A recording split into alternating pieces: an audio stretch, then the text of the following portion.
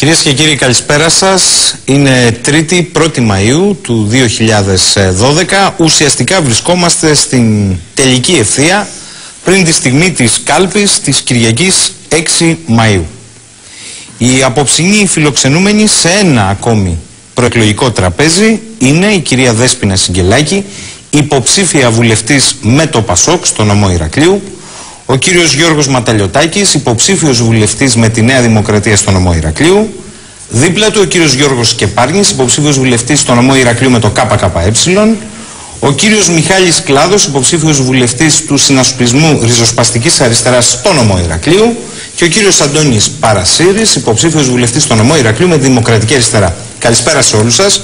Θέλω να σας ευχαριστήσω για την παρουσία σας και θέλω να ζητήσω, να προκαλέσω και τους 5 να αναπτύξετε και διάλογο. Είναι, νομίζω, μιας πρώτης τάξης ευκαιρία ο δημοσιογράφος να περιοριστεί απλά σε ένα ρόλο συντονισμού. Θέτω όμως ένα ερώτημα και στους 5 αρχικό, το οποίο θα αποφύγω στο πρώτο σκέλος να είναι τοπικό.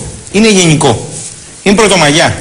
Κυρία και κύριοι, κυρία Σιγκελάκη, αυτή την Πρωτομαγιά ονειρεύεστε ως ΠΑΣΟΚ? Να μας γυρίσετε στο 1866 που δεν υπάρχει κανένα εργασιακό δικαίωμα? 14 Μαΐου τερματίζεται και η μετενέργεια, η περίφημη.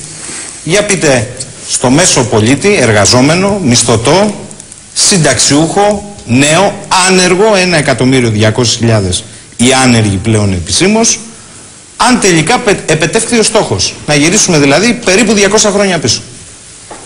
Ο στόχος δεν ήταν ποτέ αυτός και κανείς από εμάς δεν πιστεύει ότι θα πρέπει οι εργαζόμενοι να υποφέρουν, να μειώνονται οι μισθοί τους, να είναι ανασφαλείς, να φοβούνται την επόμενη μέρα.